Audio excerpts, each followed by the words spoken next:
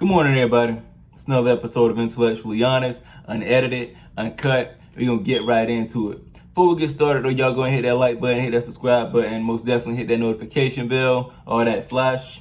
And without further ado, we're going to open up. So the Celtics, my Celtics, the Boston Celtics, the Parquet Posse, one of the most storied franchises in the history of the league, in the history of sports, rolled into the Staples Center to face the Los Angeles Lakers, their eternal rivals, locked together in history through time. So what happened? I'm going to tell you what happened, because I got the stats up, so you know I'm being factual. Jason Tatum came to play. 34 points, 8 rebounds, 3 assists, 2 steals, a block, 59% from the field, 71% from the three-point line, 5 for 7, that's amazing. 5 turnovers, that's trash. Had a negative 8 plus minus. Marcus Smart, he contributed with his 6 assists, 4 rebounds. Marcus Smart is always he's my second favorite player. His offense comes and goes, but you know he's going to give you something on defense pretty consistently. He got 3 steals, so that's pretty good. 6 assists. And, I've been up for a while. 6 assists and only 3 turnovers. And, Dennis Schroeder, 10 points, 5 assists. It just wasn't a good game for the Celtics. This really hasn't been a good year, man. What happened to the Celtics? I'm not going to go through all these stats because it's depressing. So I got a few takeaways from the game. Got a few questions. What happened to the Celtics?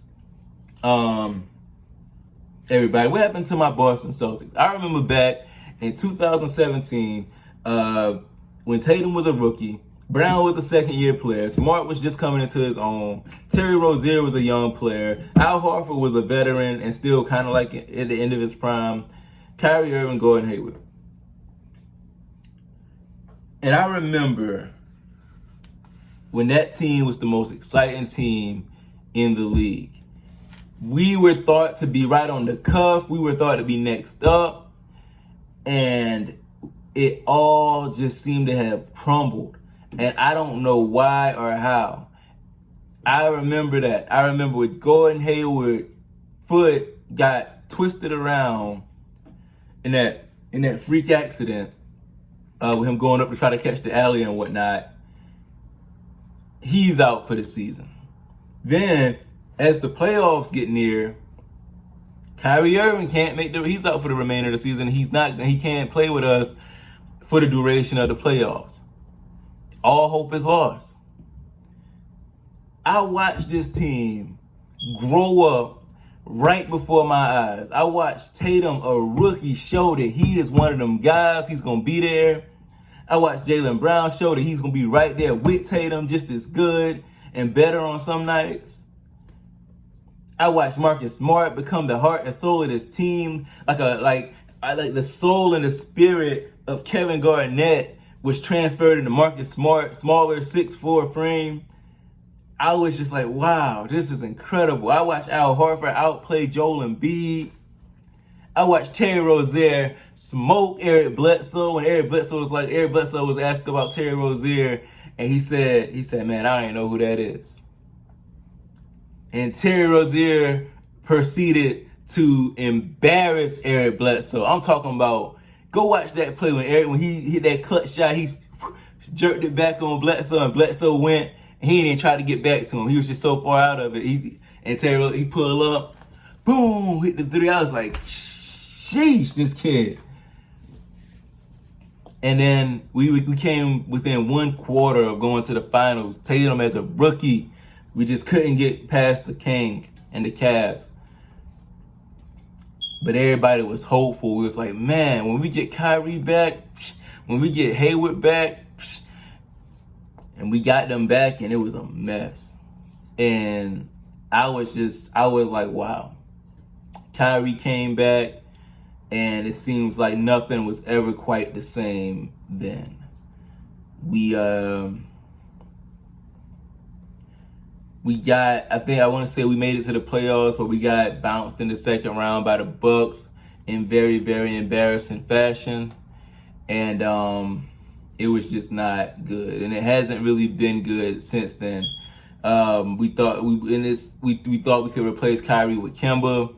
I guess technically it worked. We got further in the playoffs, but we never had that hope that we could actually do something. It just never came. And now, fast forward at present day, I'm watching the Celtics play last night, and I really been watching them play all season, and it's just not the same team. And I'm just like, what happened? Of course, I know Brad Stevens, the mad scientist, is he's up in the front office now. He got far away from that situation, and left Ime Udoka with a mess. So now we got to be patient with Ime Udoka to see if he can see how his vision comes to fruition, and see if this team can kind of get back on the right track. And it was just kind of disheartening to kind of see where we drop. We let so many teams past us. The Wizards have passed us this season. Charlotte has come up and passed us. Cleveland is ranked higher than us. Atlanta has passed us. What happened to the Celtics, man? Sheesh. And where do we go from here? I heard rumors that the Celtics were maybe interested in Ben Simmons, and we might offer Jaylen Brown as a trade piece. That would be the dumbest decision in the history of dumb decisions. And I love Ben Simmons. I don't think that he deserves all the flack that he's been getting about his lack of a jumper, because as we see, the 76ers ain't crap without him. I know it was funny for a while. It was cute how they were playing at the beginning of the seasons, the Sixers. But now they see, they not really that good without Ben Simmons. And they ain't going nowhere. The Bulls have nothing to worry about when it comes to 76ers in the playoffs, especially since Joel Embiid might not be there because he's going to get hurt, probably like how he does every year. So Sixers need Ben Simmons back. I would not trade it. I would not do that trade if I was the Sixers or the Celtics, especially not the Celtics. I don't think you break up Jaylen Brown and Jason Tatum. I think you bring in a point guard. And this is the thing. I think Marcus Smart is perfectly capable. I think you bring in a point guard like Alonzo Ball that can bring that all together and help Tatum and Brown play better together. But you got to get the ball out of Tatum's hand. I know that it's tempting, and Tatum probably wants the ball to always be in his hand because he trained with Kobe, so he thinks he's Kobe, but he ain't Kobe. And we need to get the ball in Marcus Smart's hands and let Marcus Smart really orchestrate that team. Marcus Smart has great point guard instincts. He always has, and but he's never been, whether it be because of IT, whether it be because of Kyrie, Kemba, Smart has never been allowed to really be that point guard and really settle into that role.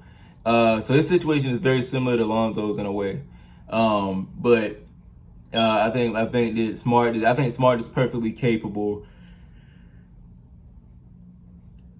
of bringing Tatum and Brown together. Excuse me, I've been up for a while. But it's just not fun to watch the Celtics right now. And as a loyal fan, I've been watching them, but it's just not good. So let me know in the comments. It's not gonna be a long video. Let me know in the comments how y'all feel about the Celtics. How if y'all really been tapped in with them like that. What went wrong with us? Do y'all think that we should trade for Ben Simmons? Where do we go from here? Is the question. So that's it. Quick episode of Intellectually Honest, unedited, uncut. Go and hit that like button, that subscribe button. And I'll catch y'all in the next one. Hope y'all tapped in to the Chicago Bulls tonight as they play against the Cleveland Cavaliers. So, yeah.